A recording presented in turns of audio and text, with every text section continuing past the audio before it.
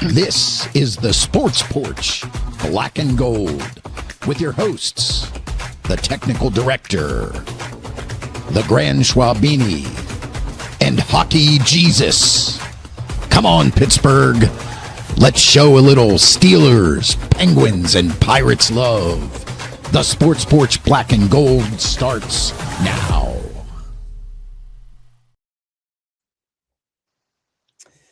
That's right. The Sports Porch Black and Gold starts now. As you can see, we are back, and we have a new coach. The white smoke was billowing out of Acrisure, and out of the white smoke, the Pittsburgh Steelers have announced that Mike McCarthy will be their new coach. Just one of the few topics we'll be talking about on the porch tonight. We got the Tomlin legacy. Of course, we have to give Tomlin his due.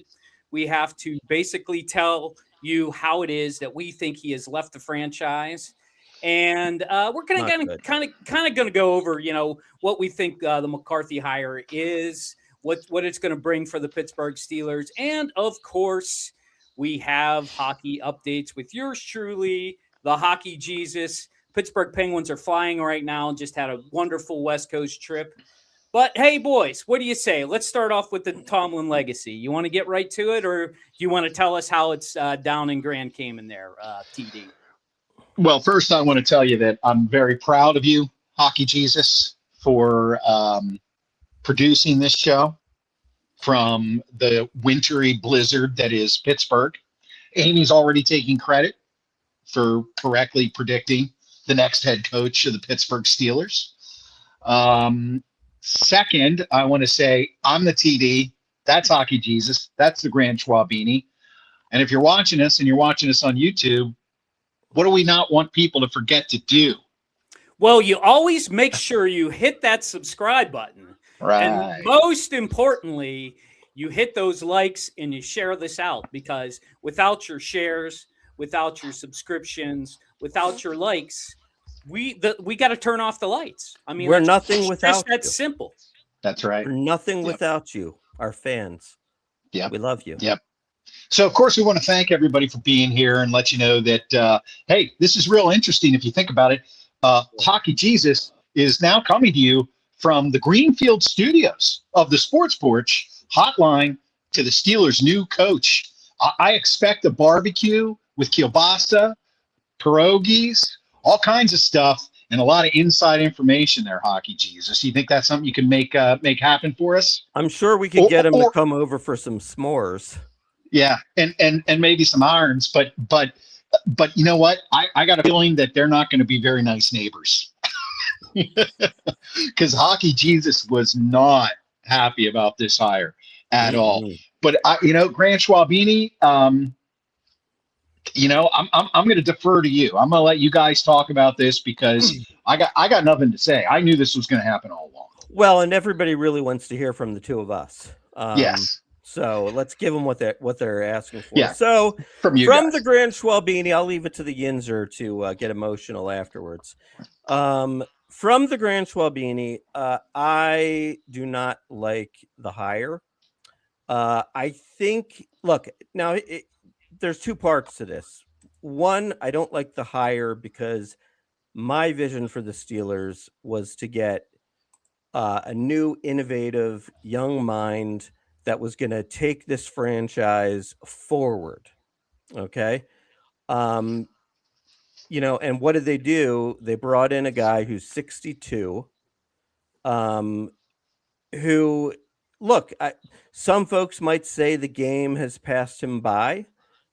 I don't know that that's necessarily true or not, but the reality is I feel like you basically just didn't make much of a change. I mean, Mike McCarthy is kind of like Mike Tomlin 2.0, right? I mean, look, they're probably going to win 10 games and be in the same place they were last year this coming season. I mean, that's probably what's going to happen. He's a good enough coach. I mean, obviously, look, he's a good coach. He won the Super Bowl, but a long time ago, just like Mike Tomlin. He's had a lot of winning seasons, went 12 12-4, like 3 years in a row with the Cowboys. So, he can coach, but, this was a win now move for the Steelers. And I think the Steelers are they can't grasp where they're at, because this is not a win now situation. It's not a win now team.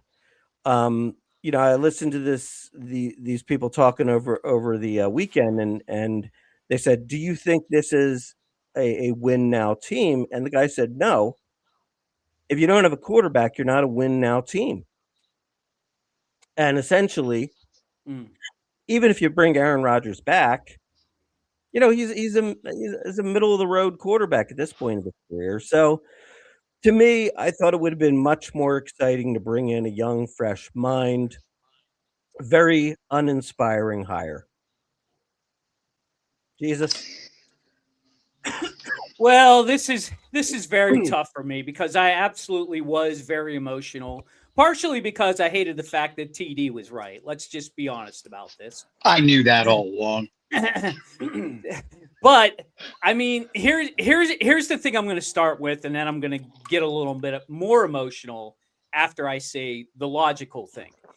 It's a good thing that Tomlin is gone, okay? And we can all agree that Tomlin had run his course, that he was stale, he brought nothing new, he was never going to bring in new hires, and he was always going to be the same old coach. Really high floor, really low ceiling. So you always were in that. We're going to win 9 games. We're going to win 10 games. And if we're unlucky, we'll win 8. If we're very lucky, we'll win 11. Okay. I don't feel that the McCarthy hire has changed that level that much more. I did go back and look at what he has done wherever he's been. He's only had 5 losing seasons. So right away, he's worse than Tomlin. I joke. But the reality is, I just am happy that they hired somebody new. The sad thing is, the freaking Steelers have no patience and will not wait and will not go out on a ledge anymore, okay? This is where I get so crazed about the Pittsburgh Steelers.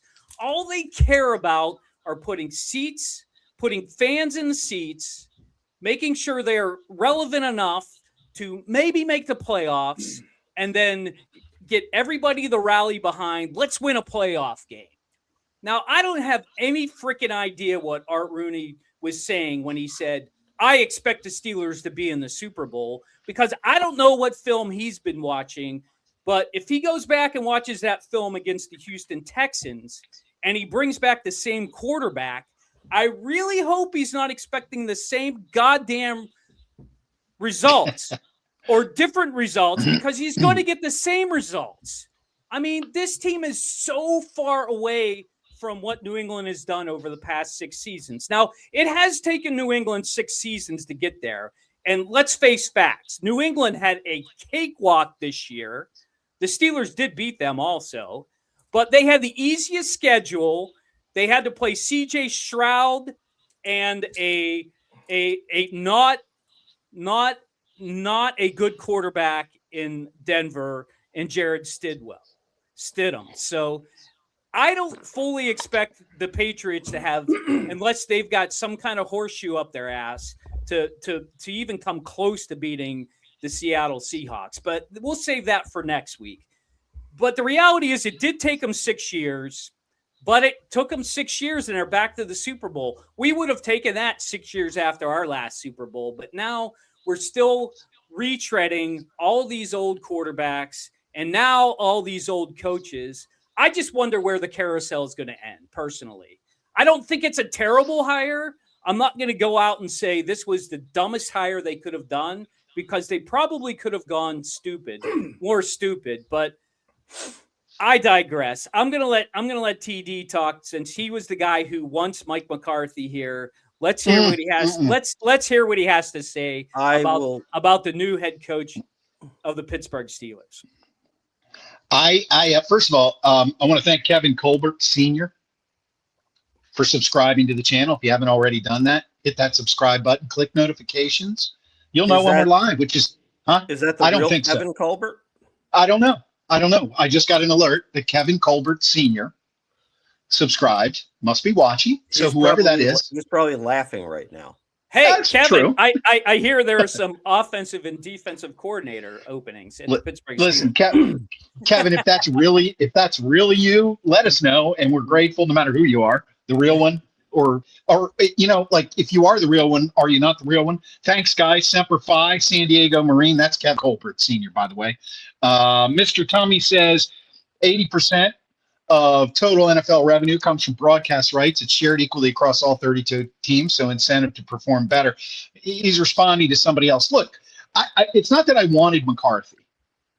I never wanted McCarthy. To be honest with you, when Tomlin stepped down, and we were all kind of swimming in that soup, because that was some pretty thick soup. Nobody really expected that. Although, what's funny is, you just get a feeling when things have just run their course. So right after, if you go back to our Texans post-game show, after that playoff loss, we had a long discussion about, what we thought would happen, what should really happen.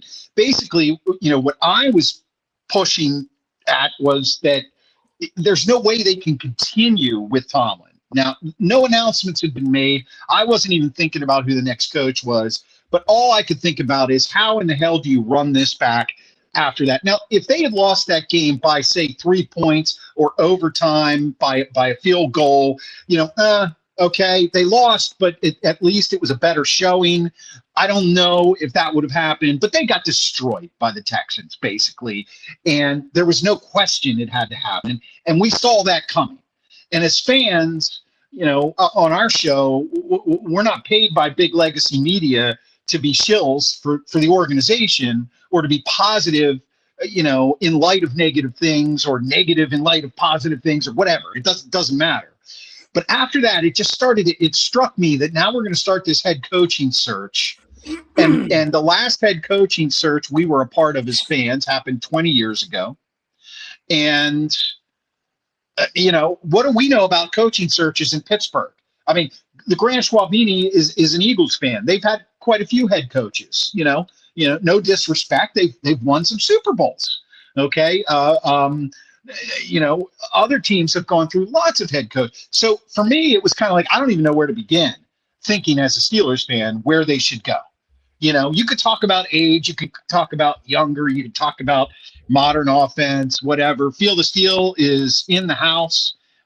He's saying, cheers, fellas. What's up, Field of Steel? Thanks for being back here. Chris Chott is also here. He's saying, are you shocked he got the job? I'm not. I'm sure HJ isn't either. And he's right there. He's right there. San Diego Marine says, go ahead, Schwaber. Go ahead. Yeah, I've got a couple of words, and I want to ask you guys if you feel it speaks to what happened by hiring Mike McCarthy. The hire was uninspiring.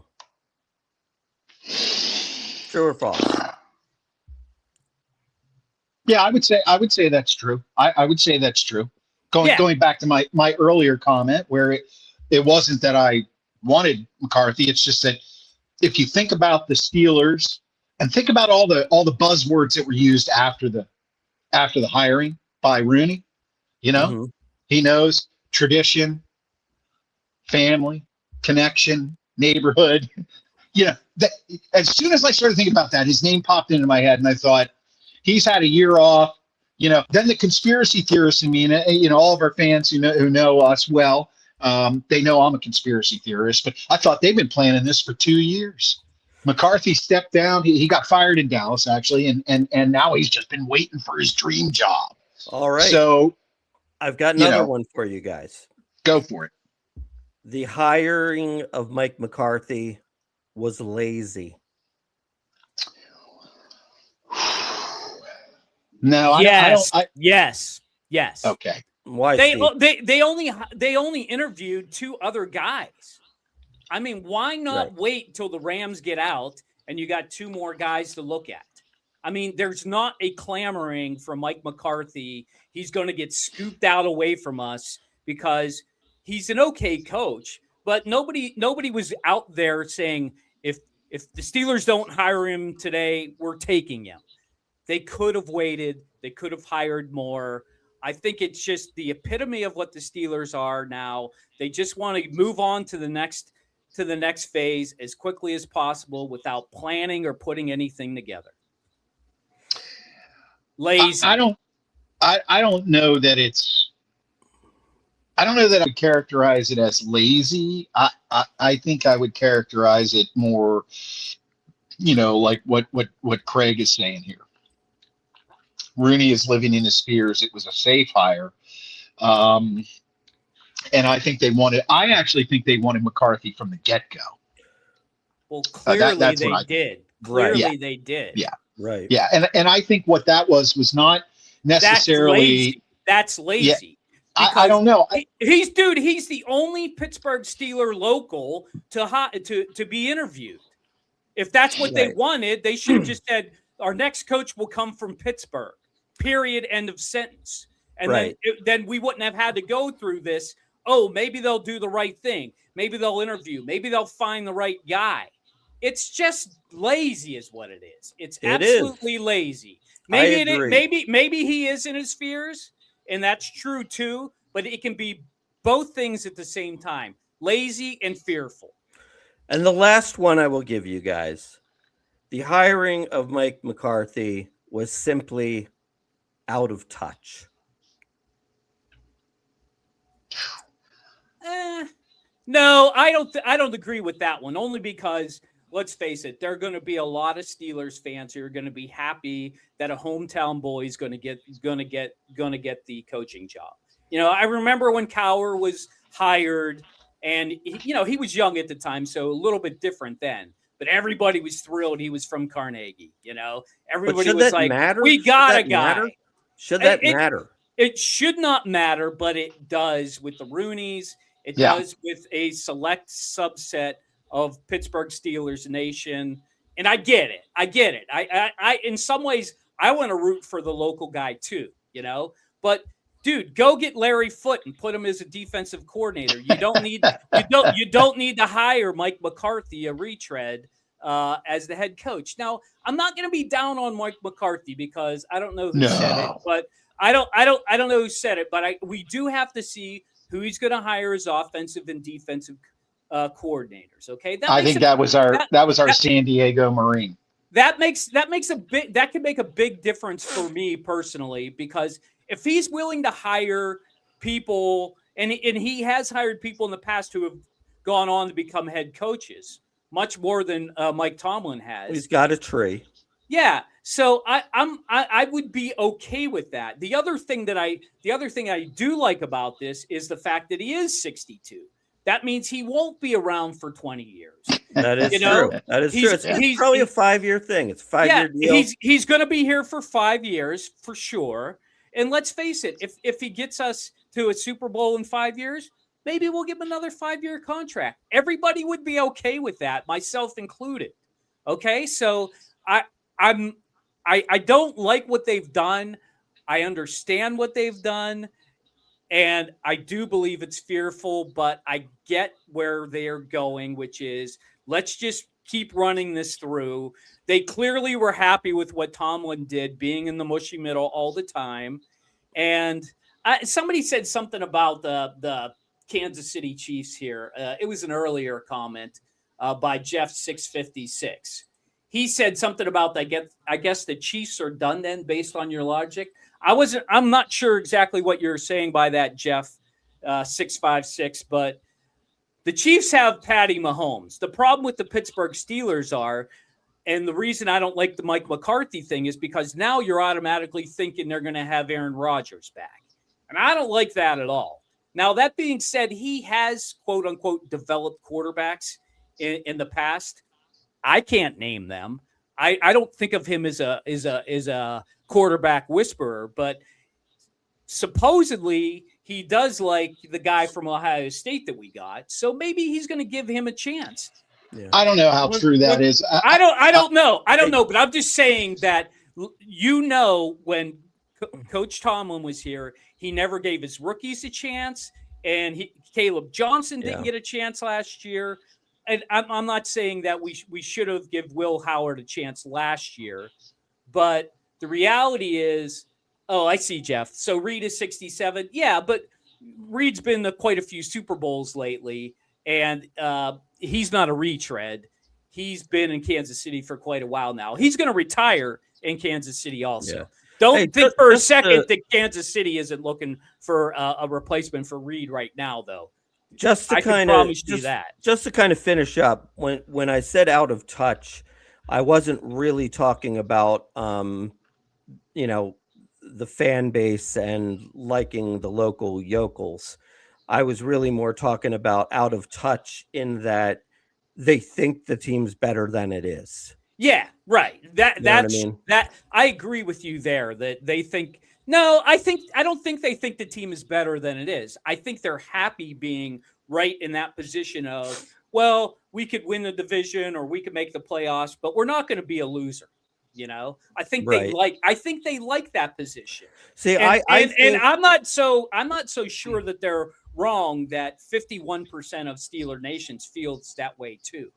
It's just that there's 49% of us who would rather see us go, have one losing season, rebuild, and get back to the Super Bowl instead of being in this middle. Right. Like the Patriots who went 4-13 to get Drake May. They had to go through 3 quarterbacks to get him. They didn't hit the lottery right away. They didn't. New England, and they had a pretty shitty coach for a couple years there too. So I mean, they did have to go through some iterations, and that's what I think the Steelers are afraid to do, and that's where I think they live in their fears, and they don't want to do that. They're afraid to make the wrong choices because they know they won't say, we made a mistake, we got to fire this guy, or we made a mistake, we got to cut our number one quarterback. They won't do that. First of all, they don't play their number one quarterback. Second of all, they never cut coaches. So we can never be like the New England Patriots, whether you like it or not.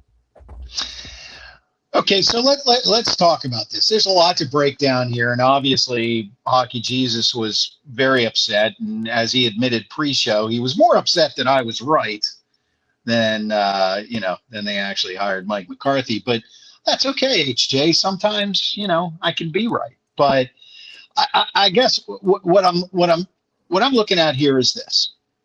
For a long time in the NFL, nobody wanted to hire coaches that were in their 30s. They didn't think they had enough experience. Noel, when he was hired, he was 39 or 34? I don't remember. It doesn't matter.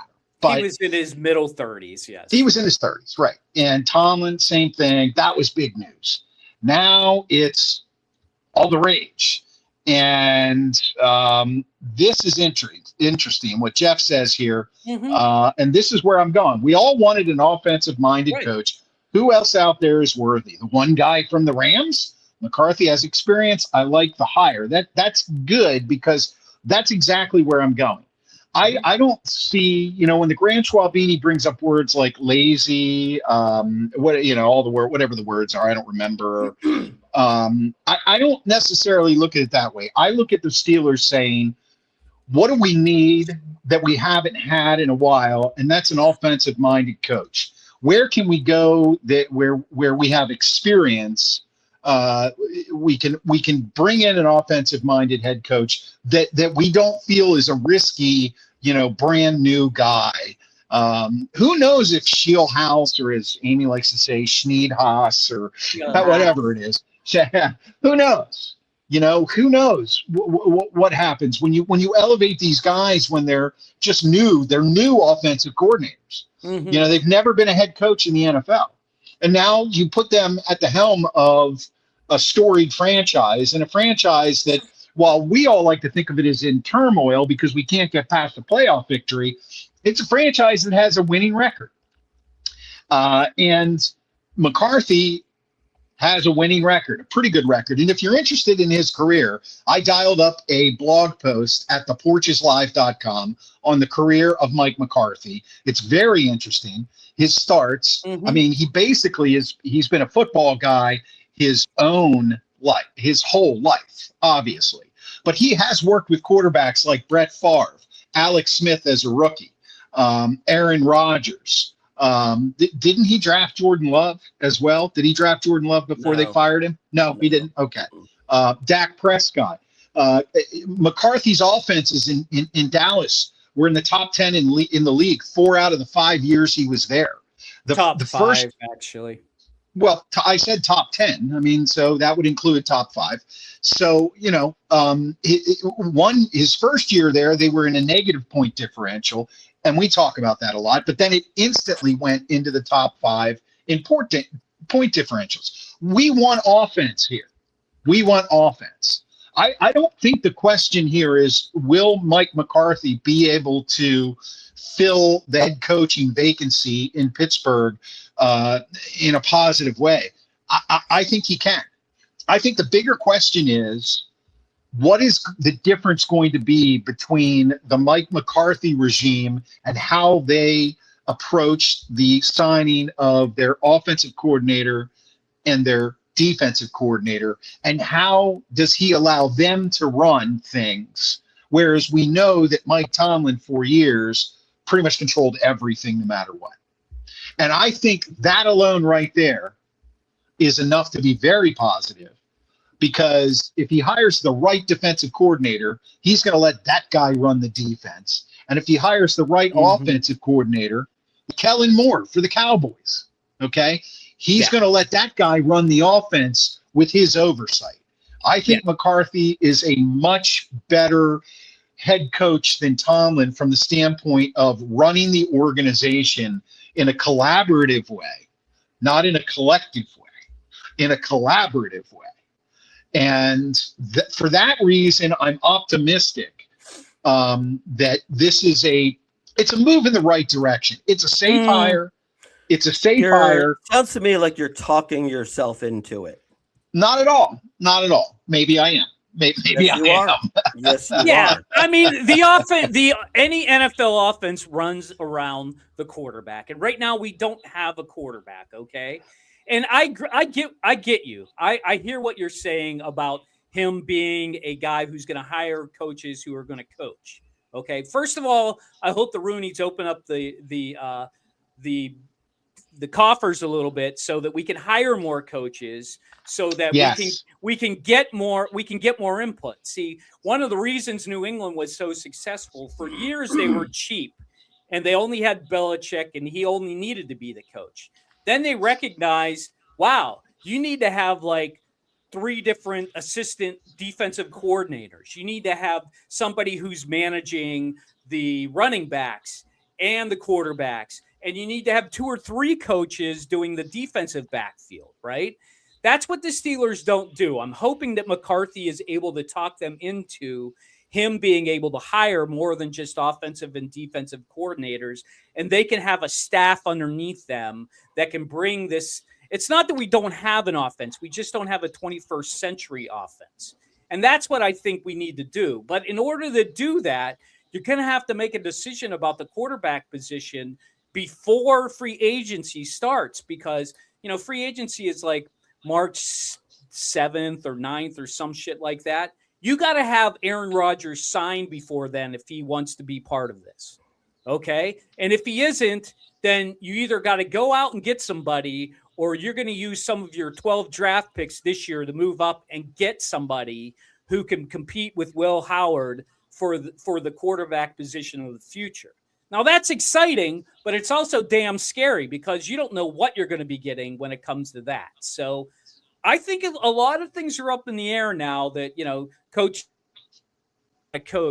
that, wants to make some decisions, but we just don't know how much authority he's going to be able to have in making those decisions. So I don't know. I'm going to remain optimistic about this, but I'm going to see where it goes after he gets hired and who he hires, after all the Super Bowl stuff's over and when the free agency hits. I think that's all we can really do at this point. It's really interesting that people bring this stuff up. Facilities, Steelers Freak back in the house. Thanks for being here, buddy. Listen, and in case you don't know, you're watching the Sports Porch Black and Gold every Monday night, 7 p.m. Eastern time. live right here on YouTube. We're moving it over to Facebook as well now. Our Facebook page is growing in leaps and bounds. We put out shorts, we put out reels, we put out TikToks. Hit the subscribe button, click notifications. You'll know when we're live. Hockey Jesus up here, he does Penguins games. Right after every single Penguins game, he does a podcast and a live show. So thanks for being here, guys. Facilities, AI, and analytics staff. The Steelers can't compete with the top tier teams without a serious upgrade. Now, here's a question for you. Okay. And I did hear this, I think, before I left to come down here to sunny Grand Cayman to enjoy the snowstorm from afar. I did hear some things about this. And apparently this was also a part of Tomlin not wanting more coaches, not wanting analytics, not wanting AI. You know what I mean? Mm-hmm. So I have a pretty distinct feeling that yes, Mike McCarthy's a hometown guy, but I don't think he went into those meetings, and I don't think he came home to go to those meetings and groveled to get the Steelers job. Do you know what I mean? He's a head coach. He's a Super Bowl winning head coach with a pretty damn good track record. I mean, let's just face facts. He has a damn good track record. He's a groveler. I saw him after he was hired by the Dallas Cowboys, and he had the guy, not Jerry Jones, but the other one that's like the next in line. He was cracking up because he's like, hey, I told him I watched every single play from 2019. He's like, did I do that? He's like, no, but I had to get the job.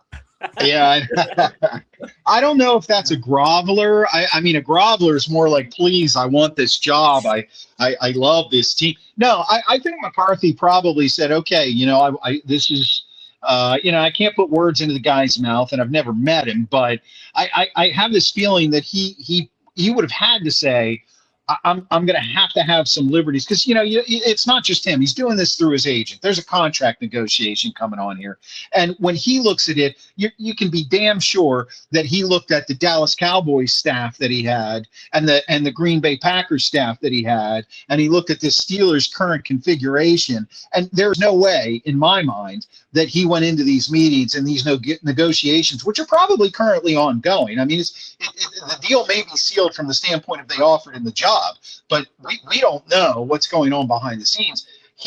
I feel like he's definitely saying to them, we have to make some additions here to bring ourselves a little bit more into today's NFL. We need additional coaching staff, training staff for this. We need an analytics department for that. I think that stuff is going to come. And I know everybody thinks the Roonies are cheap, but look, most years they spend almost on salaries to the salary cap.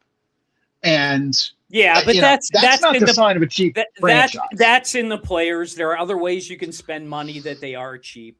They definitely don't have nearly the coaching staff the other NFL teams have. Right. And their facilities are shared with the university. Come on, dude. Let's say it for what it is. They're cheap when it comes down to the ancillary things that are happening off the field. On the field, you're absolutely right. They spend to the cap every year. That is true, 100%. But spending to the cap on the field and giving it to Jalen Ramsey, who isn't very good, they're okay with the quarterback position right now, but they can spend more money on the tangential things where there's an absolute no limit to what they can spend. They can do better. Better. Yeah, and here you go, Craig. If you haven't already subscribed on YouTube, please do. We'd really appreciate that. Coaching staff is cheap and bad. Absolutely. I agree. If you're Mike McCarthy, you're not walking into that room, I'm sorry, and accepting the structure that they have set up. You're not saying I need to hire A, B, and C, and they say we have room for A. No, I just don't see that happening. Thanks, Craig. I appreciate it, man. We all appreciate it here. Pat off track. I love the. Always got to get a pat off track in here.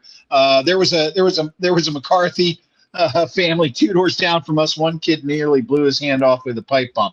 Thanks, pat off track. I'm sure that was in Buffalo, New York. But we're all now dumber for hearing that. Yeah, I think that's Pat's goal. I think that's Pat's goal. And Mike McCarthy just wanted a McDonald's added to the cafeteria.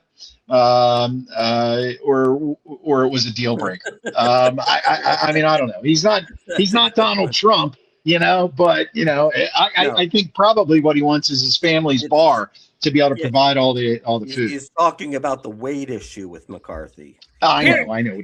Here's a good question from Fish. How on earth did Artie Smith land the Ohio State offensive coordinator job? Mark, who cares? Could you take this one, Mark? Oh, this is very simple. Ohio State is a professional football team playing against college kids. Artie Smith is going to look like the greatest offensive mind you've ever seen in your life, and he'll win a national championship with them. Watch. You'll be amazed. Because his guys, look, he's got the quarterback who, was in second for the Heisman. Right. And he's got a couple wide receivers that are like when they go to the NFL are going to be top 10 picks. Right. I remember another guy who was not very successful in the pros, Chip Kelly, went to Ohio State to be a offensive coordinator and won a national championship there. So, yeah, you can pretty much take just about anybody at Ohio State, and they're going to be pretty damn good. So he's going to be the one who's laughing last. Trust me on that. You know what's interesting about Arthur Smith? The guy's a freaking billionaire, and he still wants to coach in the NFL. I know. Hey, right. Hey, I don't know. I've never understood right. that about him. But kudos to him for keeping at it. Keep on keeping on, Artie. Yeah. It's because if he loses his job, it doesn't matter. He has no pressure. He can just do he can just he can just do whatever he wants and have fun at it. And sometimes the people that are best at their jobs are the ones that have fun. Now he wasn't very good in Pittsburgh. In this case, it's not true. Let's just say it for what it is. Yeah. Well, I think I think there's a lot of moving pieces to this. And obviously, I put a poll out on Twitter, and it's lasting for another day or so. If you're on our X feed, I'm sorry, Grand Schwabini. It always reminds me it's X. If you're watching us on X, hit the follow button. But there's a Twitter I pinned to the top of the page. Was McCarthy, the obvious question, McCarthy, good hire, bad? Overwhelming response is bad. Overwhelming. And I'm telling you that is going to be the reason he succeeds here, because nobody is expecting anything. I think he's going to succeed. You're just blowing some BS, man. Like you just like to say the exact opposite of what everybody is saying just because you like to do that. I know. It's ridiculous. I do like to do that. I think he's going to be successful because everybody says he's not going to be. Yep. I mean, like, what the hell is that? What also rationalization is that? I also thought he was going to be the head coach because nobody thought he was going to be. Well, I'll tell you what, you were right about that. Why? Because you're a simpleton. And the Pittsburgh Steelers are simpletons. Oh, man. I never realized how close you and my wife are in your opinion of me. Can anybody answer Craig's question? Does anybody know if Whitell got the Falcons GM job? I know he was interviewing. I don't know. I didn't see anything published about that, Craig. I think they haven't made a decision yet. I think that's what's going on there. Do you? I don't know how long you want to go with this, but I've got the list of potential OCs and DCs. Let's do it. Let's just do it real quick. Let's not go too in depth about it, but let's real quick. So former Mike McCarthy assistants and potential Steelers defensive coordinator hires. Former Cleveland Browns head coach Mike Pettine. Former Washington Commanders defensive coordinator Joe Witt Jr. Las Vegas Raiders defensive coordinator Patrick Graham. Chicago Bears defensive pass game coordinator Al Harris. I think like that Harris. one, there might be something there. I like Harris. Washington Commanders defensive pass game coordinator Jason Simmons. Now, these are the guys for offensive coordinator. New Orleans Saints quarterbacks coach Scott Tolzien used to play quarterback for the Packers. Yeah, third string guy. Yeah, former Chicago Bears, Las Vegas Raiders offensive coordinator Luke Getsy. Formerly from Pittsburgh University. Okay. Former Cleveland Browns, New England Patriots offensive coordinator Alex Van Pelt. Also from the University of Pittsburgh.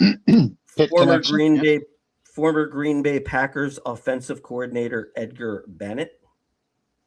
Former New York Giants head coach Ben McAdoo. There you go. So how excited are you going to be if any of those guys are hired? Just wondering. I don't know. I mean, Shillasey's still out there. Shilahas. He's either getting a head coaching job or he's going back to the Rams. Yeah, you think so? Yeah.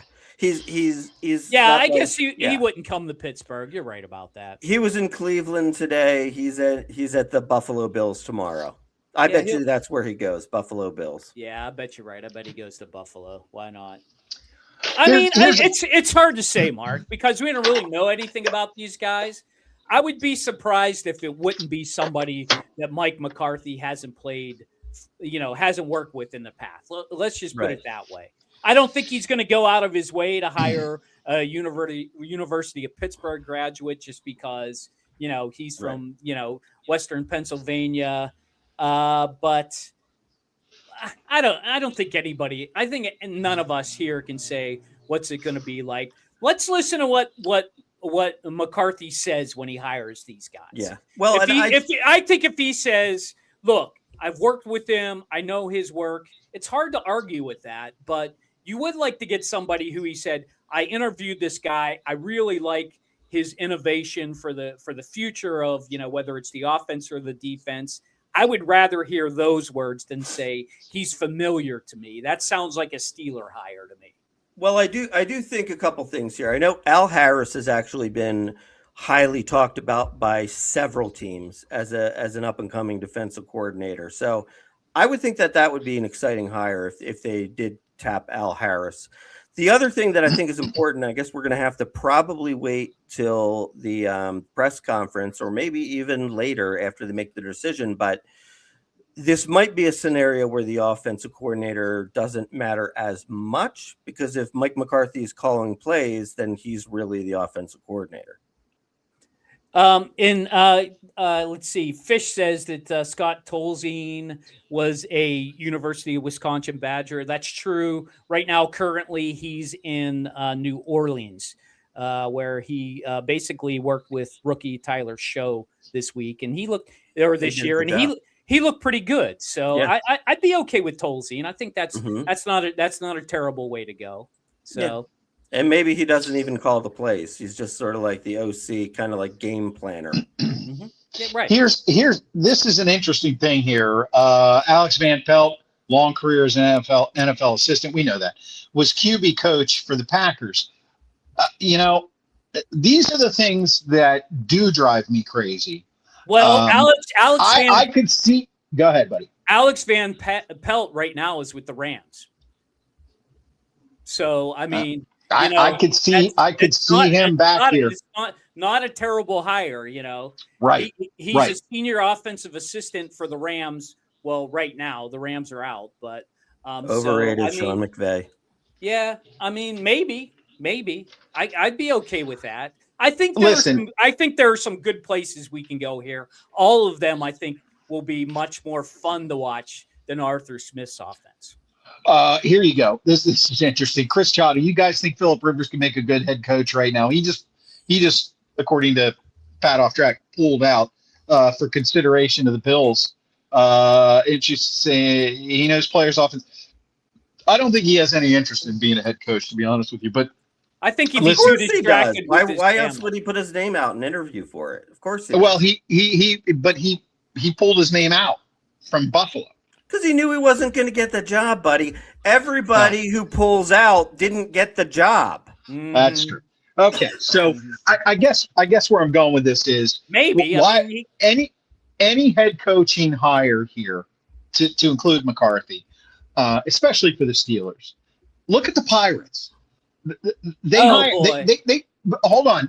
We're not transitioning to the Pirates because we'll have a Pirate show coming up soon. Pitches and catches are reporting. This year has a little bit of excitement around it. But Don Kelly, he's from north of Pittsburgh.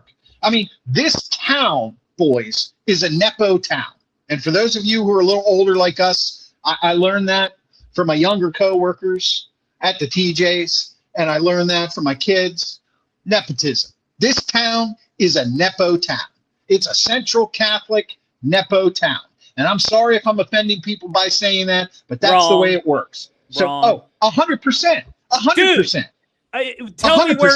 Tell me where Dan Muse lived in Western Pennsylvania. I did not. Did I say anything about the Penguins? No. You said this town. Right. You put all the sports in the one umbrella, and you lump the Penguins in with the Steelers and the Pirates. I will kill you every time you do that. Like I said, this town is a Nepo town. And if you are surprised because Mike McCarthy, who was born and raised in Greenfield, a block and a half away from Hockey Jesus, is the head coach, and he hires people that have some sort of not just Pittsburgh connection. They didn't just have a cup of coffee here as a coach and move on. They are a little deeper, played for Pitt, this and that. Okay. He was a walk-on volunteer coach at Pitt and moved up the ranks there. And again, go to theporcheslive.com. There's a blog, outlines all his entire career if you're curious, because I was curious. And I only knew a few things about the guy with him being from Pittsburgh. What's very interesting is his career is almost like a mirror image of Mike Tomlin's. I don't see that at all. Yeah, I completely. don't. Well, as an NFL coach, I'll give you that. Yeah, won one Super Bowl really early. Just like Tomlin didn't get the best out of Antonio Brown and Le'Veon Bell. He also did not get the best out of Aaron Rodgers. I mean, 4-time MVP under his watch, one Super Bowl, pretty bad if you ask me. How is that not getting the best out of Aaron Rodgers? It takes a team to win a Super Bowl, buddy, not just a quarterback. You have to have a great quarterback and a great team. 4-time MVP, and they lost in the first round every time. It's called the coach wasn't prepared. Number one seed, 13-3. By the way, you know what, Fish? You're right. I was not saying that McCarthy went to Central Catholic. I know that. And I'm sorry if going to Central Catholic didn't help you. I knew I would stir the pot there. No, I know that McCarthy went to Bishop Boyle. Then later in his career, can't win a playoff game. What, he win one of his last 7, Mike McCarthy? It's a similar career. He is Mike Tomlin 2.0. He just had a couple losing seasons. I don't think so. Chris took flight 6-7 to the game, and I don't even know what that means. I mean, I don't understand that. But don't be surprised. Don't be surprised if Alex Van Pelt is available. Don't be surprised if he ends up on the Steelers coaching staff. And as HJ rightly pointed out, thanks, Fish, for giving me. I appreciate that.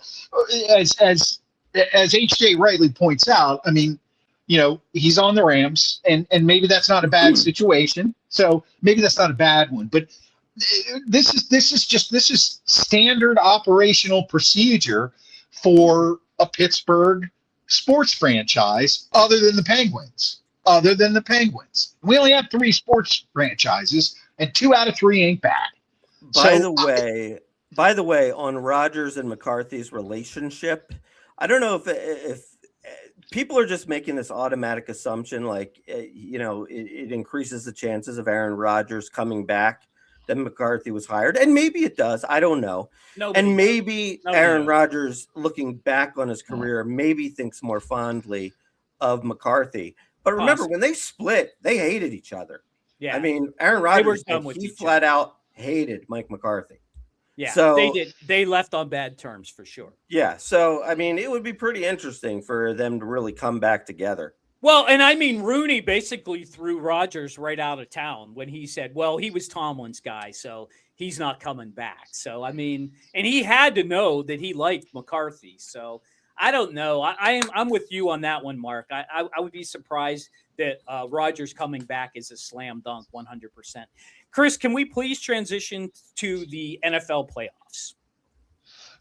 Maybe. I want to talk about this Rodgers thing. Okay, I just do, because And Are again, you going to now tell us? Oh, you watched the show about him, and he's really a normal guy, even though he free bark, and he goes into like little caves and stuff. But he's a normal dude. To me, that's a normal guy. Okay, to me, that's a normal guy. No, here's what I'm going to say about that. What I read and the interviews that I read about Rodgers were that yes, they parted on not the best of terms, but over the last few years, since Rodgers left and went to the Jets, Rodgers himself has said, and he said in an interview, that he had reconnected with McCarthy, and this was before McCarthy was hired. He said he reconnected.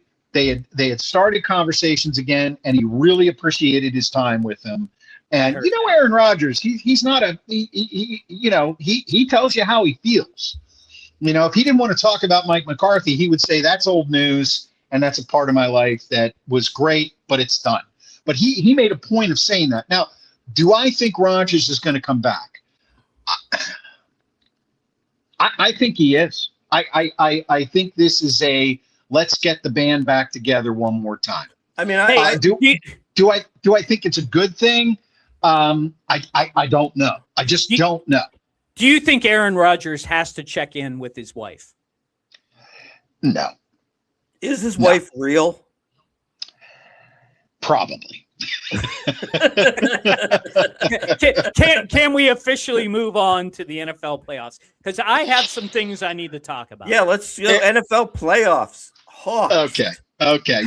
You move on, and I will create the banners for you. But before we move on, I want to take this moment right now to say, if you're watching us on YouTube, you're watching us on Facebook, you're watching us on X, we can't tell you how thankful we are that you are here and you are willing to put up with our antics. We love it. If you haven't already, click the subscribe button on YouTube, click notifications. Every Monday night at 7 p.m. We are here. We are live. And then we do drop it into a podcast. So you can go to Spotify. You can listen to the podcast anytime you want, catch up. Hockey Jesus here. Every single Penguins. You want to talk about dedication right here? Hockey fans are dedicated fans. I am trying this year to get into hockey a little bit more so I can be more present for these Hockey Jesus segments. We're going to have one a little bit later in the show. But I got to tell you, it's impressive. It's really impressive. As much as he is not happy with me for once again being right and him being wrong, this guy knows hockey. He knows hockey better than anybody I know, and you can't find a bigger Penguins fan. So get on the show after the Penguins game, even if it's a West Coast game late at night. Get on the show. Listen to his stuff. You'll learn a lot about hockey. So thanks for being here, guys. Steve, take it away. NFL playoffs. And by the way, even after the show, drop your comments. Send us an email if you want, ogsportsporch@gmail.com. That's our email. Tell us how you're feeling about this at any time. Doesn't matter. It doesn't have to be during the show. You think of something you want us to bring up as a topic, shoot us an email. That would be great. We'll try to respond to it. We respond to just about every email we get. But the playoffs now, of course, we've got a Super Bowl coming up. HJ has some serious feelings about the playoffs that he indicated in our text string. So you go for it, HJ. Let's talk NFL playoffs, and you drop your comments about that right now. First, let's talk about the Denver New England game. First of all, Mark, this question is for you. Yes. How How do you feel about the weather basically taking over this game and turning it into not really a football game, but a let's not make any mistakes kind of game? How do you feel about that? Well, look, I'm not going to deny that the fourth quarter was just absolutely pathetic football. It was really bad, and it was kind of a shame to see a championship level game sort of be decided that way. However, I would still say that I am in favor of the conditions and weather being a part of football. These dome stadiums and these dome games, to me, I'm not a big fan of them. So I'm still for the outdoor weather, but in this case, it was particularly bad. Would you feel differently if let's say 2/3 of all stadiums out there were already domed? Would you have a problem with a home team not actually hosting a home game and playing it maybe in a place that's maybe 200 miles away? Would that be a problem with you? Yeah, it would be, because I think that, you play the whole season for that home field advantage. I'm actually, believe it or not, guys, I mean, I actually have a very, very unpopular viewpoint on this. I even feel like the Super Bowl should be a home game for the team with the better record. So that is very unpopular. It's very unpopular. You know why? Because it's all about the money, right? Right. I saw something. I saw a Seattle Seahawks fan. This is kind of an aside. I saw a Seattle Seahawks fan was going to try and go buy some Super Bowl tickets, and they said, you know what? Probably, I could probably get some nosebleed seats for like $3,000, right? They went on one of these secondary sites to look for them. The lowest ticket they could find was $13,150. Oh my gosh! And the most expensive ticket was $52,000. Now, they weren't necessarily getting that for the ticket, but that's what it was posted for. If you had that money and you wanted that ticket, you could buy it for those prices. I think that's absolutely insane. It is. For the Super Bowl to turn into such a spectacle that now on the secondary market you can get that big of a windfall if you actually have a ticket. I think something needs to be done about that, but I don't want to go there. I just wanted to throw that out there. See, I don't think anything's ever going to be done about that. But no, it's only going to get worse. It's only going to get worse. As far as your questions were, the weather. I love the weather being. I mean, they take the weather out of the Super Bowl. Why not take it out of the championship games? Okay. There's so many different ways to look at this. I'm just looking at it one way. Do they play the games in the stadiums, right, or do they play them in a dome? I think they play them in whatever stadium their home stadium is. You're asking me. It's the only one that's different. And the Super Bowl, the way it's done now, I think is fine. But let me just. There's a lot to unpack here. Okay, first of all, that playoff game was not a very exciting game, and there were two huge reasons for it. One, Jared Stidham sucks. Two, the weather was bad. Those are the main reasons. Now, the football reasons are Denver had the number 2 overall ranked defense in the NFL, and they were playing at home in the weather, so you knew that was going to be tough on New England. The only reason New England won that game, in my opinion, is because Stidham sucked, and then it started snowing. Because if it had been 65 degrees and beautiful, and Bo Nix was playing, we might have had a real football game. Not that slugfest that ended in nothing. I mean, if you're a Patriots fan, I know you're excited. You're going back to the Super Bowl. Congratulations. That's wonderful. Mm-hmm. Here in Pittsburgh, we still hate you.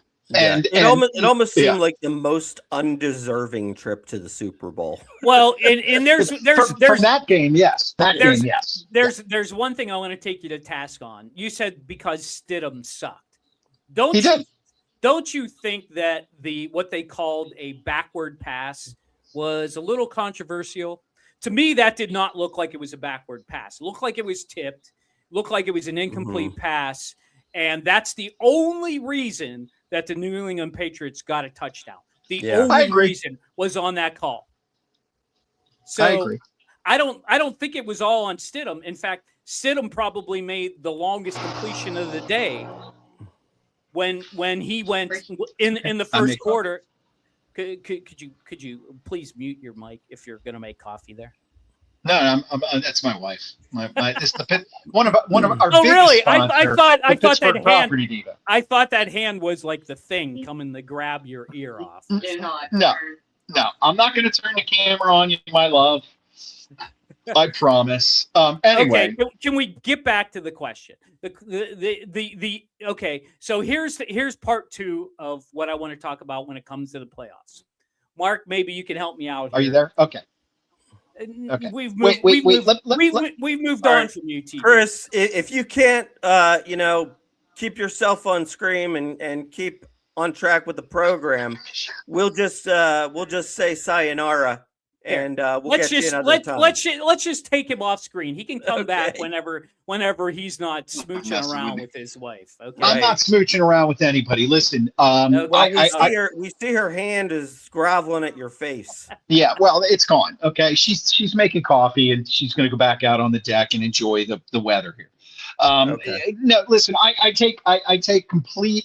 I'm in total disagreement with this Stidham thing. I'm just gonna say this: those passes that he attempted by pushing them forward, horrible NFL plays, horrible plays. I don't care whether that was a backward pass or not. If you have Bo Nix in there, he's not doing that. If you have a serviceable NFL quarterback in there, he's not doing that. They were terrible plays. Terrible, what was terrible the next question, plays. Steve? I can't talk to a black screen. Yeah, the next question is, it has to do with the officiating, okay? Last week we had this controversy around, what is a catch? What is completing the catch? Okay? The same exact freaking thing happened again in the Seattle game, okay? What's completing the catch? Okay? You're talking about the Cooper Kupp catch? Yes, I'm talking about the Cooper Kupp catch, where he supposedly caught the ball and then he rolled over in the same instance of catching the ball, reached out, and then dropped the ball. To me, that's the same exact thing that happened before. He didn't make a football move. I thought he did make a football move. Well, I mean, any more than Brandon Cook did when he rolled over with the ball when he landed. I mean, it's not that much different, Mark. Well, I think it was like a step. I mean, he did put two hands on the ball and then took a step and turned. When he grabbed the ball, in the same instance, he rolled over because he was trying to reach forward. And then when he rolled over the full way, and he dropped the ball before he could actually reach it out the whole way. I just don't understand what the NFL is doing with this completing the catch rule. It seems like there were 3 different ways that they called that play, and this one wasn't even reviewed. They didn't even review the play at all. I don't understand why the NFL can't clearly say this is what happened and it makes sense to everybody, because it doesn't make sense to me. And I've been watching football for 45 years now, and it's never been more confusing since Calvin Johnson caught that touchdown in the end zone, and that was not a catch. I just don't get it. I don't understand. Can either of you guys do it? I don't think that there were a lot of people questioning this one. I know, but why not? It was the same damn thing. He didn't end up with the ball in his hands when he landed on the ground. It's no different than the Brandon Cooks thing. No different. Brandon Cook did not have the ball when he rolled over. The other guy did. It's not any different. I just can't understand why it has to be so complicated on what the hell is a catch in the NFL, especially on a play like that. That was the end of the game. Once they got the first down, it was the end of the game. There was no stopping the clock, and it was over. Okay, so I want to apologize for those technical difficulties, and that's what they were. I love this. This name here, Poops My Pants. Poops My Pants. I've been watching for 45 years now. Is such a stupid take. HJ is a joke. How do you respond to that, Poops My Pants? Please subscribe, Poops My Pants, because any shot you can take at us is a welcome shot, as long as it's not really pooping your pants. Welcome to the porch, Poops. I think Poops My Pants is actually pooping his pants. So you know what? I think the reason that we're having all of these issues is because of the technology that is present. And I know that's an obvious take. I get it. But that is the problem with having all of these replay type of looks and cameras. Wait, let me just finish, and then you go for it, Grant Swabini. And that is that is why I have pretty much remained, and I'll take it to baseball as well. The whole strike zone thing, the automatic strike zone. I think that there's a human element to the game which really adds a lot of excitement, and it makes it very unpredictable. And what happens is when you slow things down in those replays, because of the quality of the technology we can use, where you can literally see frame by frame crystal clear, how do you project that out into real time when the refs for 100 years in football prior to that, a little less, pretty much it was how they saw it, and that was the word. And I think at some point you have to think about what's the final authority, and how detailed are we? Does everything have to be perfect? And that's where this kind of stuff kind of clouds the whole game, and you get these, well, they would have won that game, but they called that catch that wasn't a catch, and it's kind of like in the past, if the ref called it, they were the end all be all. Now we're questioning. Now I don't think we're ever going to go back. I think you've said enough. That's right. Actually, though, Steve, one thing I will say, this is something that I don't understand.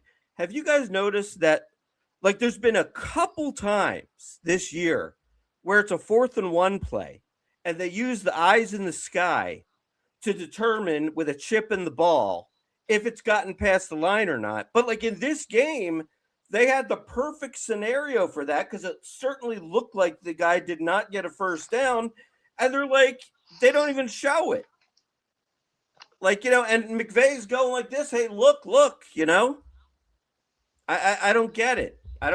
Like, it's messed up. I guess my point is the NFL seems like they can decide what is important and what isn't. And it as a fan, it drives me crazy. It just drives me nuts. That makes sense. And you know what? They got us talking about it, so I guess joke's on me. Hey, look, it's a big business, and the more people are talking about it, the more money they're going to make, and that's why we do this show. Yeah. So, how many games is Sean McVay going to cost the LA Rams in the playoffs? All the ones they lose and all the ones they win. And we'll find out. Even the one that they won, he almost cost them the game. But I think that, as far as being a head coach goes, those are the decisions. It's the whole thing. You go for it on 4th and 1 at your own 22, and you make it. You're a hero. You don't. That was the dumbest play ever. I mean, that's the risk of being a head coach. Every single call you make is going to be called into question, and it's either going to be the best call ever or the worst call ever, depending on the outcome. And I think these guys know that. Although with McVay, I think it's a little bit different in that I think he obviously he's a very bright offensive mind. I think he's having a lot of trouble with managing the game and being the offensive coordinator at the same time. Yeah, I think you're right there. I mean, when I see him calling the plays, I'm like, boy, wouldn't it be great to have a head coach that's, involved with the offensive side of things? And then I think about it a little bit more, and you're like, maybe that is a little too much. I think your point's well taken, Mark. Yeah. Well, those were the points I wanted to make about the playoff games. You guys have any other thoughts on the playoffs game? Anything you saw there that you wanted to bring up? Are you talking specifically about the Broncos-Patriots game again, or can we go over to the Rams? Either one. Well, one thing that I think is really fun is that Sam Darnold is the first from his class to reach the Super Bowl. Those not reaching the Super Bowl include Josh Allen, Lamar Jackson, and Baker Mayfield. Suck on that, guys. Everybody just keeps talking about how you're not great. Maybe Sam Darnold will be great. We forget Sam Darnold was a number 1 pick. He was picked by the worst franchise in pro sports, the Jets. He was, jettisoned by the Jets. He went to Carolina, where they benched him after 6 or 7 games. I think he was the 3rd pick in the draft. I think Baker Mayfield went number 1. Well, but what I mean is he was their number 1 pick. Right. He was their number 1 pick, and he was in the top 5. Anyway, he went to Carolina, got benched. He went to San Francisco.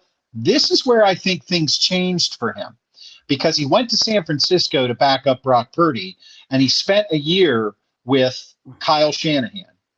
And I think that from there to Minnesota with Mike McConnell, he was able to learn from a good franchise, had good coaching, good schemes, good reputations, and they turned him into the quarterback that everybody thought he was going to be, because they thought he could have been the number one pick at the time. He was up there.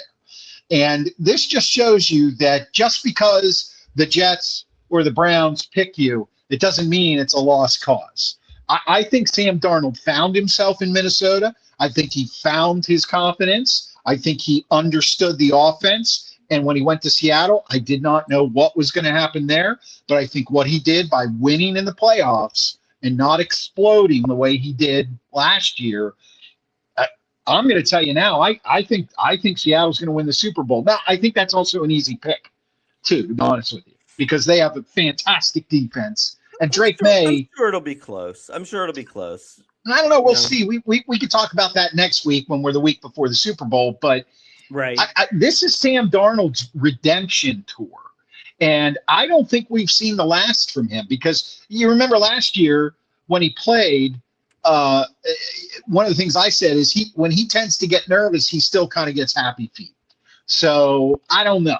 This year, he looked a little bit more confident in himself. Hey, one more NFL comment, which I think look, if we already didn't know how the Pro Bowl is the stupidest thing ever, it's now a flag football game. Well, we're now also at the point where the choice of replacements for the Pro Bowl has gone absolutely batshit crazy. Replacing Drake May in the Pro Bowl is now Shedeur Sanders. Are we for real here? Is this for real? I mean, the guy could barely play 5 games. I mean, he was horrible. Yeah. I mean, this guy's done nothing. 0. What the hell's going on? I'll give you this. It's not for real, Schwaber. It's for ratings. Right. Yeah, okay. You're exactly right. And Poops my pants, hey, after throwing shade at us this whole time. It's true. Yes, we are serious. Shedeur is in the Pro Bowl, but the Pro Bowl doesn't count anymore. Yeah, I know. He didn't get the only thing that counts in that whole ridiculous scenario they have now is if you're named all pro. That's kind of like your name to the all-star team. Right. But they just don't, they used to, all the all pros used to play in the Pro Bowl, and it was a quasi real football game. But, listen, it's gone way over the edge, and they're trying to get ratings because do you want to watch NFL players play flag football? No. Neither do I. You're gonna see it in the Olympics, so get used to it. Fine. Fine. If they put flag football in the Olympics, fine. It's the Olympics. It's in the Olympics. Yeah. Okay, fine. In the Olympics. Great. They're not going to put regular football in the Olympics. Shedeur Sanders, gold medalist. Flag football gold medalist. So I think that I think that it was great to watch Sam Darnold win that game. I really appreciated that. I happen to be a closet Seattle wannabe fan. I've always liked the Seahawks. I liked them when Russell Wilson was the quarterback. I thought that was a great story. When they had Matt Flynn, and then all of a sudden Russell Wilson shows up, and within 2 years he wins a Super Bowl. Now, I don't like Russell Wilson today. Who does? Don't forget about Hasselbeck. And I love Matt Hasselbeck. Actually, I thought he was great. I do like the rematch story of this Super Bowl, with the infamous interception at the goal line. Why not just run the ball to Mark? Can we save this for next week? I'd like to get on to some more important sport. Thanks, like poop hockey. My pants. Hockey Jesus. I believe you think that the Penguins are good. And Hockey Jesus presents after every single Penguins game. He preaches after every single Penguins game on the podcast, on YouTube. If you haven't already, subscribe, hit that subscribe button, click notifications. You'll know when we are live every Monday night at 7 p.m. Eastern time. You also know when Hockey Jesus goes live after every single Pens game, and the podcast is where you can catch up. Take it away, Hockey Jesus. Look, is it 8 in a row now? No. No, it's won 4 on the West Coast. 4 on the West Coast. Pump your brakes there. I'm getting excited. Pump your brakes. No, they only won 4 in a row on the West Coast, but it was their first West Coast sweep since like 2017 or 2018. I can't remember, one of those 2 years. I thought if they got 4 out of 8 points, it would be success. They got double that, so clearly this was a rousing success. I think their win in Edmonton was really the defining win on that stint. I mean, the way they came out and scored 3 goals in the first period against Edmonton and basically got their former goalie, Tristan Jarry, pulled. He did come back in because I guess he had an equipment problem with his skates. But they're just playing great hockey now. And the thing that's making them play so great is they're just playing a very balanced game. Like sometimes it's the second line, sometimes it's the third line. At the beginning of this trip, it was the first line that was, getting most of the points. So whenever one line's not playing well, the other line's picking it up. They're getting fantastic goalie play from Skinner. I think he's won 7 of 8 games since he's started with the Pittsburgh Penguins with like a 930 something save percentage, which is just ridiculous. But the guy's a winner. I mean, as much as we like Tristan Jarry and he could play good games, he is not a winner. And I'm sorry, Edmonton, but you're stuck with him now. That's who you wanted. I hope that Connor McDavid can score lots of goals because Tristan Jarry is not going to be the guy who's going to be stopping them for you. That being said, the Pittsburgh Penguins are now firmly in the second spot in the Metro. The Metro actually is pretty much a joke. If you look at the rest of the league, I think Metro has the 3 teams that are in the 3 playoff positions, the top 3 positions, and they have no other team that's in the wild card position. And I have to point this out because Pat Off Track is in the house. The Buffalo Sabres are a phenomenal surprise this year. I've always thought that Buffalo, with all the first-round draft picks that they've had, would suddenly put something together. And they finally did it. I don't know. I think at one point they had like 8 or 9 wins in a row. They've won like 14 of their last 16 games, something ridiculous. They were at the bottom towards the beginning of the year, and they've come the whole way back up. Good for the Buffalo Sabres. It's about time. Too soon. It's possible. It is possible they could be peaking too soon. But the greatest thing about this year is in 5 games, everybody gets a break. Because the Olympics are coming on. And I don't know if Pat Off Track can put it in the comments, but I don't know if they have very many people going to the Olympics for Buffalo. So everybody's going to get a pretty good break when it comes to them. And honestly, I think the Penguins only have 4 guys here are going to be in the Olympics also. So, I mean, they got 63 points in 51 games. You'll hear me say this all the time. They're trending for over 100 points on the season. That's guaranteed a playoff spot, probably a top 3 playoff spot, which would be nice as opposed to having to play the wild card position. For the first time in a while, they actually have a winning record. They're 26-25. I do not play the loser point, so don't expect that to come out of my mouth. So, they've got, and the thing that I'm really impressed with is they needed to win a lot of these last games. When they played Tampa Bay, Philadelphia, and Columbus, they won 2 of those. They actually only won 1 of those 3. They beat Philadelphia pretty handily, but they lost to Tampa Bay and they lost to Columbus. But they got points out of both of those games. So right now they have a 2, 4, 6. They have a 7-game point streak. Which is pretty impressive. Remember earlier in the season, they had a 8-game losing streak. They've got 5 games left, 3 games at home versus Chicago, the Rangers, and Ottawa. They got 2 games on the road at the New York Islanders. And February 5th, Pat, maybe you and I should take a trip up to Buffalo and see them play right before the Olympics. That would be a lot of fun. Fly up to Pittsburgh. We'll make a road trip up there. 7:00 on Thursday, February 5th, if you're interested. I think that's really all I got for the Pittsburgh Penguins. What do we got in the comments? Do I think the Olympic break will mess up their momentum? This is coming from Richard. Hey, Richard, welcome back to the porch. Yeah, I think it will. I think it'll mess everybody's momentum up, though, Richard. So I don't think that's going to be a big deal. The problem is the trade deadline is soon after that. So Dubas is going to be busy, although I think Dubas is involved with the Canadian team too. So he's going to be more busy, I think, than a lot of the Pittsburgh Penguins are going to be, because he's going to have to be looking and see if they want to get rid of some of these defensemen that they have, and if they want to maybe try and make a play for Jason Robertson from Dallas. But I think that's probably going to be more of an off-season move.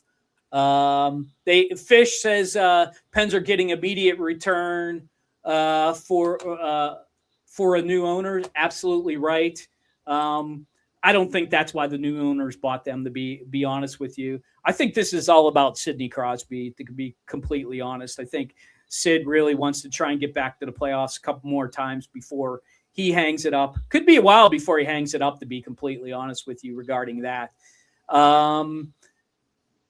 What else? I think that's really all I have. The one thing there are two things. Let me finish with these two things. One is they still got the Malkin problem.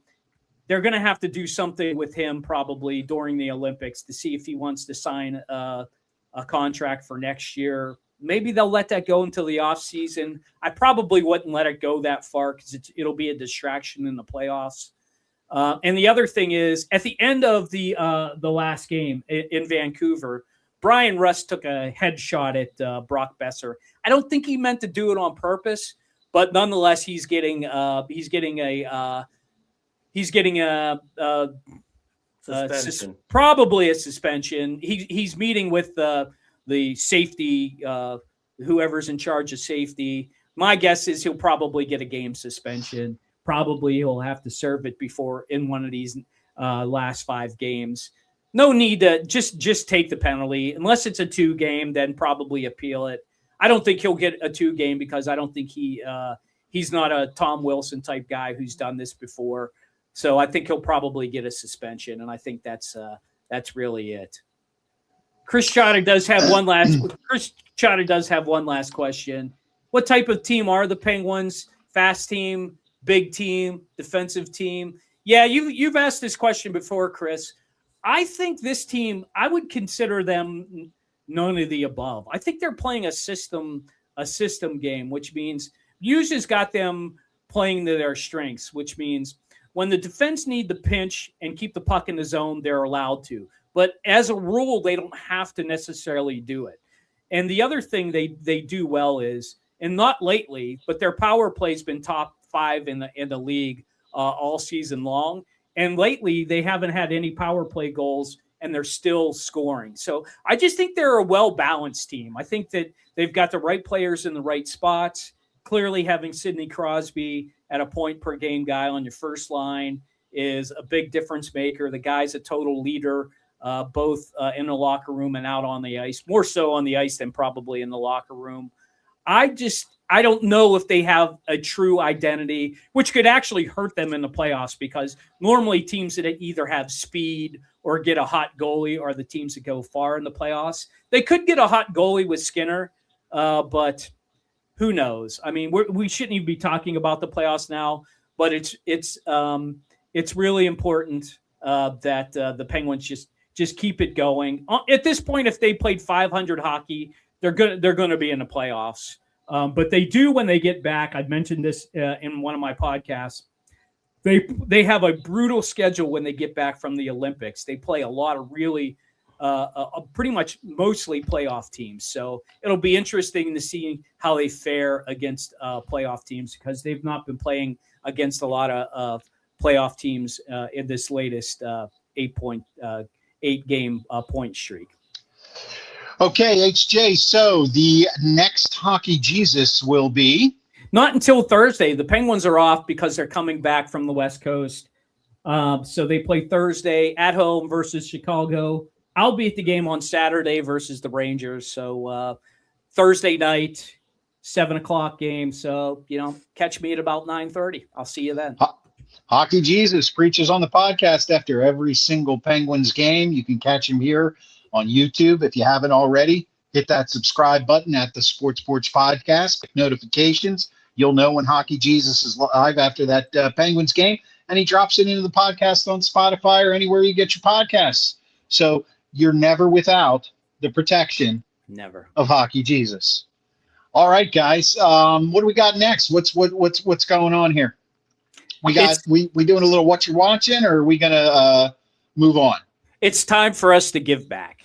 Okay. Yes, it is. All right. And thank you, Steve, for lighting the fuse there to this rocket that we call what we're watching. We know that when football season winds down, your team's not playing anymore. Baseball still weeks and weeks away. You're just left with the pens. But guess what?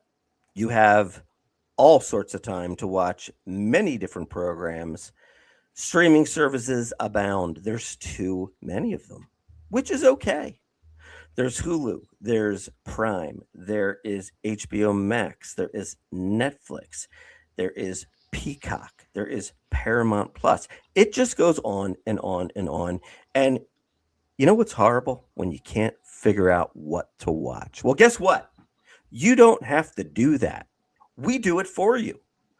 We watch everything, and we watch a season till the end. If it's a movie, we watch the whole thing, no walking out of the movies.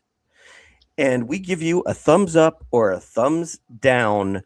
And all you have to do is say, hey, guys from the Sports Porch said this was a winner, and you got it on lock. Your loved one is going to say, thank you. You know what? You've done it again. Another incredible recommendation. Let's go, boys. And the only thing that you have to do is you have to either watch the whole movie, every single instance of the movie, or all episodes. You don't have to watch all 4 seasons. If it's just season 4 that you've watched, that's what you give. I'm going to start with Mark because I am very interested in this. I was going to watch this, but I did not. So I want to hear the Grand Schwab Beanie's take on this. What did you watch? Oh, yeah. This was, the Free Solo guy, right? If you saw that movie a couple years back, this is one of these guys who they climb with essentially no equipment. There's no parachute, there's no ropes. You just, all you're allowed is a little chalk for your hands, and you got to go up a building. This was called Skyscraper Live on Netflix. And I will tell you, I was a little bit unsure of this. We just happened to be looking for something. We get on the Netflix, and Amy's like, oh, Skyscraper Live, I wanted to see this. And I'm like, I don't want to see this. I'm like, we know the guy's going to get to the top. It got delayed, didn't it? It was supposed to run like on Friday or something. Yeah. They waited until Saturday or something. Yeah, because of weather and stuff. I was like, I'll tell you what, though, man. I'll tell you what. You watch it, and you just, for some reason, like you feel like 95% chance he's going to make it, but that little percent chance where you think like, holy crap, this dude's going to die, and the screen's going to go blank. You're like, wow, man. It's definitely something that you watch, and you're just like, you got this intense, like, kind of like nervous energy. And then of course he does a couple things that are just like, whoa, like there's some points where like he's just got to like hang on with like one hand, you know what I mean? He's like using his feet to get into something. He puts his hands back like this. It's insane. It was in Taiwan, and it was some building called 101 or something. I think it was 101 floors.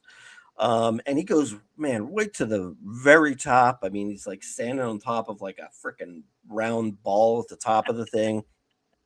And that's what you can see in the picture there.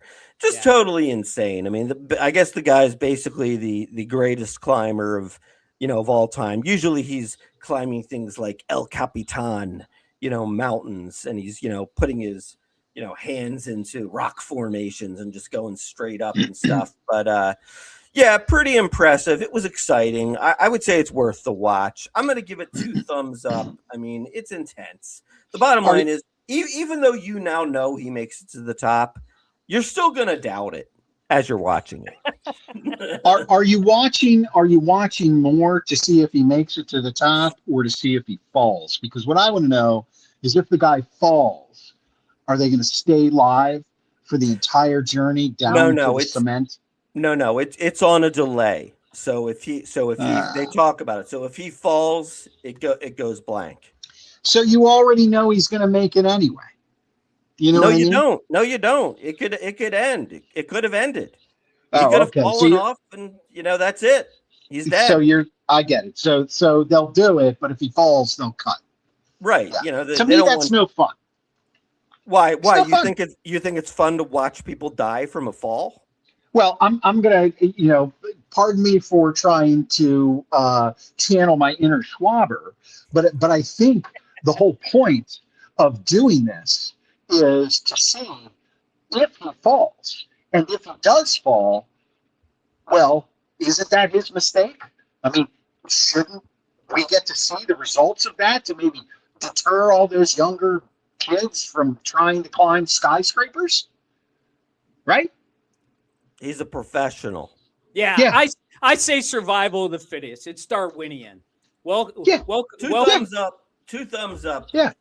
Oh, I'm not saying thumbs up or thumbs down. I mean, but like if they were like, we will keep the cameras on him all the way down, I'm in. No, they had a contingency plan where they were gonna pan off of that. They were never gonna show. They were never going to show a bad landing. Klein, if you go to the dark web, I'm sure there's places where you can watch live death. There is. Really? There's a You're lot kidding. of that. It's not actually even on the dark web. It's on the regular web. Yeah. Cool. I'll be there tonight. Right. So Mark gives 2 thumbs up. 2 thumbs up to a live event that has already happened, but he says, watch it anyways. So that leaves one more to go, and I have watched The Diplomat. Have you guys watched The Diplomat? Yes, I have concluded The Diplomat. I liked it very much. I was going to say I watched a portion of season 1, but jury's out for me. Yeah. So I was that way too. Actually, I really liked season 1 through 2, and then I thought season 3 was meh, and I wasn't sure. I knew I was always going to watch season 4, and then when I started to watch season 4, I was like, this is going a little too far. Like, they were doing things that was like, this is not something that a president and a vice president would do together. I was just like, is this going too far? And believe me when I say this, Kerry Russell's still hot as hell and worth worth the watch no matter what happens. No matter what happens, even if it's not believable. Allison Janney becomes the president in season 4. I think maybe it happened at the end of season 3, and she ended up taking Kerry Russell's husband as her vice president when everybody thought that it was going to be Kerry Russell. It was okay. I mean, I think it's time for the Diplomat to have a season 5 and end things, because I think it's just getting a little too crazy. I think they can wrap it up next season with some sort of event where everybody feels very nostalgic for America and everything's good. But I have a feeling that this Diplomat is never going to end, and at some point I'm just going to have to jump off the ledge and not watch it anymore. How do you feel that way, Mark, or did you really? No, I mean, I enjoy it. I mean, I get where you're going, where it does seem like it's going a little bit beyond the realm of what could be conceivable. But at the same time, I also sort of look at it as, it's entertainment, so you can kind of stretch those bounds a little bit. So I really liked it. I mean, I'm just into anything that has to do with, wars and, politics and near death situations, and obviously, and who to blame for this or that. I enjoy all that kind of stuff. Well, so to me, it's like they always are bringing up a nuclear bomb's going to go off. Like, if we don't solve this problem, somebody's going to blow up a bomb and the world's going to end. It's just like when you go to that level, you might as well just say like, well, Hitler's now in charge. It's kind of like all the Star Wars stuff. It's like, how many Death Stars can the Empire build? Before they just get tired. I don't think it has anything to do with Star Wars and Death Stars.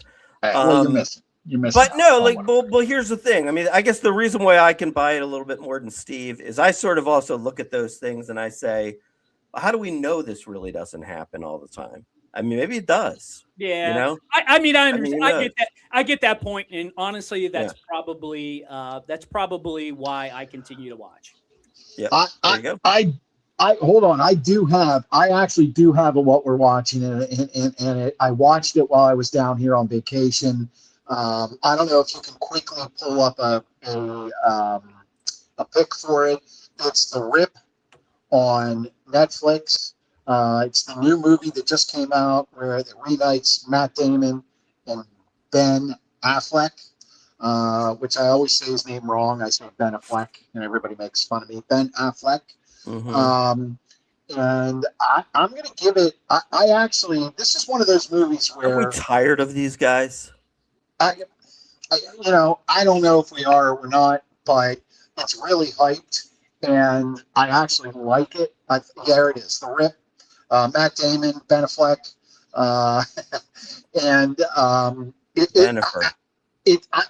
I actually give it 2 thumbs up because it's an interesting scenario. They both play cops. They find and arrest drug dealers, and they go to stash houses and they take the money, and they're basically considered to be good cops, but there's some things that happen. They end up in this stash house trying to take it down. There's more money than they've ever seen in their entire lives, like $20 million. And then, of course, greed takes over, and you start to try to figure out who's going to, are they going to steal it? Are they going to call it in? Are they going to? And there's a lot. The guy that played Glenn in The Walking Dead is in it. Oh, nice. He plays a big part. The guy that played the FBI agent in The Wolf of Wall Street that took down Leo's character. I can't remember his name, but he's a good actor. He's in it. There's a lot of good acting in it, and there's a couple twists in it, but you got to be patient. You got to get through the first. It's good, but after about 35 minutes or so, you're kind of like, what's going on? You're going to feel like it's Stephen Young. That's right, Pat. Off track. Thank you, Pat. Sounds like you're really trying to sell us on this. It's worth a watch. It's worth a watch. The Rip is worth a watch. I give it. My wife hated it. I really liked it. I give it 2 thumbs up. I would bet that your wife is like tired of Bennifer and that whole thing. She doesn't really give a shit about that. My wife lives in the property deal world. It's like it's all right here, and that's all that matters, and that's good for her. We love you, Lauren. She's out on the deck enjoying herself. As long as we're nowhere near her right now, she's cool. This is like a regular Monday night in the basement studios in Monroeville. When I'm done, I'll have to do some chores, even though I'm on vacation. So. All right, guys, is that it for us? You want me to take this out? Take it out. All right, guys, listen, I want to thank you all for being here. I can't tell you how grateful we are at the growth that we've had for the last few months on the YouTube channel at the Sports Porch Podcast. If you haven't already, hit that subscribe button, smash it really hard, click notifications. You will know when we're live, which is every Monday night, 7 p.m. Eastern time, no matter where we are in the world. We're going to come to you. We're going to talk Pittsburgh sports. We're going to talk Steelers, Penguins, Pirates, maybe some other stuff. We drop the podcast right after the show, so if you want to catch up, you're in the car on your way to work like we do every Tuesday after the show. Listen to it on the way to work. Drop us a comment, ogsportsporch@gmail.com. I'll put that up for you as we're leaving right here. Anytime you want. Email is great. We'd love to respond to it, talk to you a little bit more about how you feel. HJ right here preaching on the podcast after every single hockey game, every single Penguins game. If you're a Pens fan, you don't want to miss this. You don't want to miss this because I do. I have learned more about hockey listening to HJ's broadcast than in my entire life until now. And actually this year for the Penguins, I am starting to get excited. I think they're looking up, and more on that later. Next week, we'll probably get into some coaching stuff with the Steelers. We're going to be moving on to the Pirates. Anything you guys want to add to this as I cue the music and get us going? Why don't you just keep talking until you run out of breath? All right, guys, listen. For Hockey Jesus, for the Grand Schwabini, I'm your TV. That's it. I'm out. We'll see you next week.